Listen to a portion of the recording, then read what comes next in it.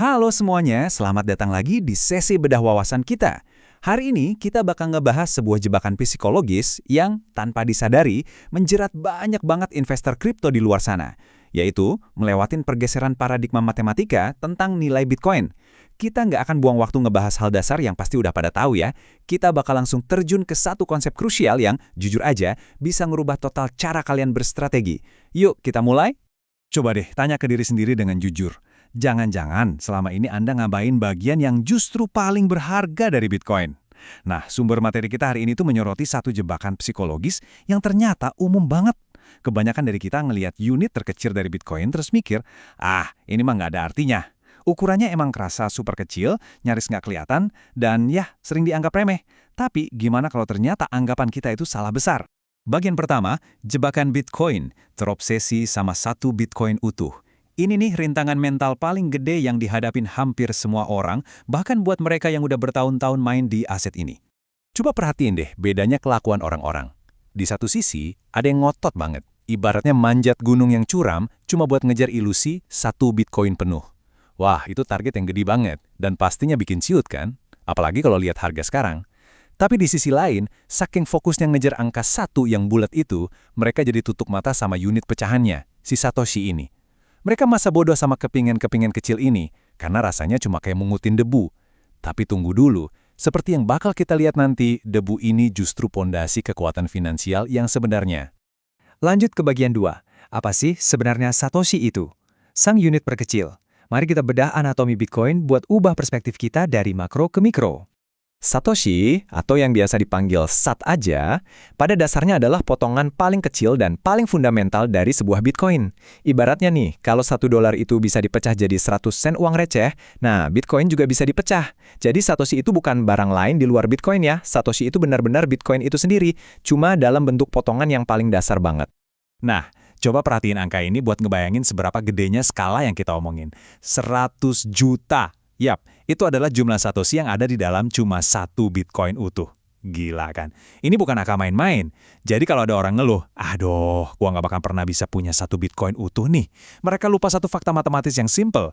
Mereka itu masih bisa ngumpulin 100 juta kepingan pembentuknya. Sumber materi kita nyatat nih, pas dunia mulai sadar sama fakta ini, Satoshi-Satoshi yang tadinya diremehin ini nggak bakal kerasa receh lagi. Masuk ke bagian 3, skenario 1 sen. 1 SAT sama dengan 1 sen. Oke, sekarang kita bakal masuk ke inti dari proyeksi matematikanya. Coba bayangin skenario ini bareng-bareng ya. Bayangin dunia di mana satu Satoshi itu nilainya bener-bener setara sama 1 sen dolar hari ini. Cuma 1 sen. Kedengarannya nggak muluk-muluk banget kan? Jujur aja, di tengah kondisi inflasi dan uang yang terus-terusan dicetak belakangan ini, skenario ini masuk akal banget. Tapi implikasi matematis dari skenario receh ini tuh bener-bener di luar nalar. Kita bedah angkanya ya, coba perhatiin gimana nilainya numpuk. Kalau satu Satoshi itu 1 sen, berarti 1000 Satoshi sama dengan $10. Ya, masih biasa aja lah ya. Tapi lihat nih efek bola saljunya. 100.000 Satoshi itu bakal jadi $1000. Dan naik ke level berikutnya, boom, 1 juta Satoshi bakal bernilai $10.000. Ingat loh, satu Bitcoin itu isinya 100 juta Satoshi. Tiba-tiba aja tumpukan recehan yang dari kemarin Anda cuekin, yang Anda anggap cuma remahan digital doang, berubah jadi jumlah uang yang secara harfiah bisa ngubah jalan hidup Anda. Bagian 4. Suplai ketemu adopsi massal. Hukum penawaran. Kalian mungkin sekarang mikir, ini kan cuma hitung-hitungan manis di atas kertas. Tunggu dulu. Penulis dari materi yang kita bedah ini nekanin banget kalau skenario tadi itu bukan cuma fiksi atau halu, ini adalah hasil mutlak dari matematika murni yang bertabrakan langsung sama gelombang adopsi massal. Ini adalah hukum dasar penawaran dan permintaan yang bekerja tanpa henti pada sebuah aset yang sebanyak apapun Anda mau, jumlahnya nggak bisa ditambah lagi oleh siapapun. Kita udah nggak lagi ngomongin soal investor individu atau para peminat teknologi ya. Sekarang bayangin ini, perusahaan-perusahaan raksasa, dana pensiun gede, bahkan sampai pemerintah tingkat negara, semuanya sekarang terjun ke ring yang sama.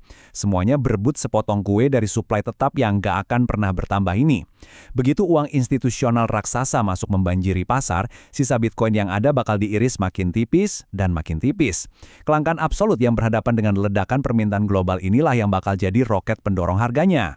Bagian 5. Pelajaran penting. Kumpulkan lebih awal.